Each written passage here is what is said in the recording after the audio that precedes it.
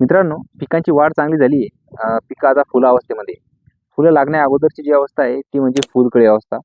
तर आपल्या पिकामध्ये असे काही चेंज होतात, हवामानामध्ये चेंज होतात. त्यामुळं आपली फुलकळी ही गळायला लागते. तर मित्रांनो, आज आपण जाणून घेणार आहोत ही फुलकळी गळण्यामागचे काही मुख्य कारणं आणि दुसरं यावरती करायचा उपाय. त्या अगोदर तुम्ही लगेच आपल्या चॅनलला सबस्क्राईब करून घ्या. सोबतच Facebook आणि Instaवरती ॲग्रोशाळा या पेजला फॉलो करायला विसरू नका. तर मित्रांनो, फुलकळी अवस्थेमध्ये आपल्याला पिकाची चांगल्या पद्धतीची काळजी घ्यावी लागते. कारण फुलकळीचं रूपांतर फुलामध्ये होणार आहे. त्याचंच रूपांतर फळामध्ये होणार आहे आणि यामुळे आपल्या उत्पादनाचं भरघोस उत्पादन आपल्याला भेटणार आहे. पण जर फुलकळीच गळून गेली तर याचा पूर्ण परिणाम आपल्या उत्पादनावर होऊ शकतो. तर मित्रांनो, तुम्ही बघू शकता, ही फुलकळी अवस्था आहे. म्हणजे याला फुलंही लागले आणि अगोदर हे काही ठिकाणी इथं फुलकळी आहे. ही फुलकळी आहे जी उमलणार आहे आणि नंतर तिचं रूपांतर या फुलामध्ये होणार आहे आणि त्याचंच रूपांतर नंतर फळामध्ये म्हणजे टोमॅटोमध्ये होणार आहे. तर मित्रांनो, ही फुलकळी गळण्यामागचे काही मुख्य कारण आहे. त्यामध्ये सर्वात प्रथम जे आहे ते म्हणजे हवामानामध्ये बदल.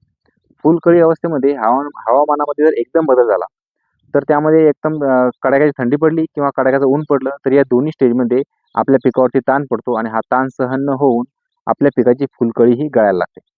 नंबर 2, अन्नाची कमतरता. फुलकळी अवस्थेमध्ये आपल्या पिकाला बऱ्यापैकी जे सूक्ष्म घटक आहे त्याची आवश्यकता असते.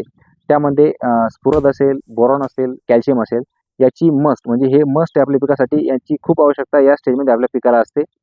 याची कमतरता जर आपल्या पिकामध्ये पडली तर त्याचा पूर्ण परिणाम आपल्या ह्या फुलकळीवर होतो आणि फुलकळी ही गळायला लागते. त्यामुळे आपण याच्यावर लक्ष द्यायचं आहे, की फुलकळी अवस्थेमध्ये आपल्या पिकाला हे स्फुरद, बोरॉन आणि कॅल्शियम हे घटक मिळताय ना, याची आपल्याला काळजी घ्यायची आहे. नंबर 3, पाण्याचं असंतुलन. या अवस्थेमध्ये पाणी जास्त देणं किंवा पाणी कमी देणं या दोन्ही चुका आपल्याला टाळायच्या आहे. या अवस्थेमध्ये बरेच शेतकरी जास्त पाणी देतात, तर आपल्याला तेही टाळायचं आहे आणि पाणी तोडतात तर तेही टाळायचं आहे. कारण या दोन्ही अवस्थेमध्ये आपल्या पिकावर याचा परिणाम होतो आणि ही फुलकळी ही गळायला लागते. Number 4 number 4 नत्राची अतिमात्रा. मित्रांनो, बऱ्याचदा आपल्या शेतकरी बांधवामध्ये हा गैरसमज असतो, की फुलकळी अवस्थेमध्ये जर आपण पिकाला नत्र जर जास्त प्रमाणात दिलं, युरिया जर टाकला, तर त्याचा चांगला परिणाम होईल. मात्र होतं उलट. याचा परिणाम आपल्या पिकावरती चुकीचा होतो. पिकं त्याचा ताण सहन करू शकत नाही. जास्त नत्र देणं ही काही योग्य निर्णय नाही आहे फुलकळी अवस्थेमध्ये. कारण जास्त नत्र दिल्यानं आपल्या पिकावर याचा उलटा परिणाम होतो आणि आपली फुलकळी ही गळायला लागते.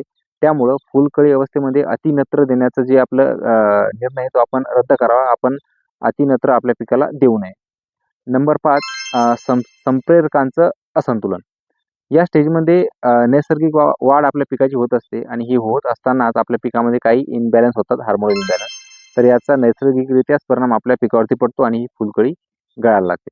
तर मित्रांनो, हे काही कारण आहे ज्याच्यामुळं आपल्या फुलकळीवर याचा परिणाम पडतो आणि त्यामुळं आपली फुलकळी ही गळायला लागते. याचा एकंदरीत परिणाम आपल्या उत्पादनावर पडतो.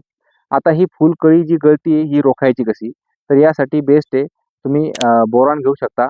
बोरॉन प्लस 05234 तुम्ही याचं कॉम्बिनेशन करून, मिक्सचर करून तुम्ही पिकामध्ये याची फवारणी घेऊ शकता. बोरॉन घेताना तुम्हाला 25 ग्रॅम प्लस 05234 हे 75 ग्रॅम प्रति 15 लिटर टाकी अशा पद्धतीनं तुम्हाला याचा स्प्रे आपल्या पिकावरती घ्यायचा आहे. तुम्हाला फुलकळी गळणं हे लगेच थांबून जाईल. त्याचा चांगला परिणाम आपल्या पिकावरती दिसायला लागेल. मित्रांनो, माहिती आवडल्यास लाईक करा, कमेंट करा आणि आणखी शेतकरी बांधवांपर्यंत शेअर करा.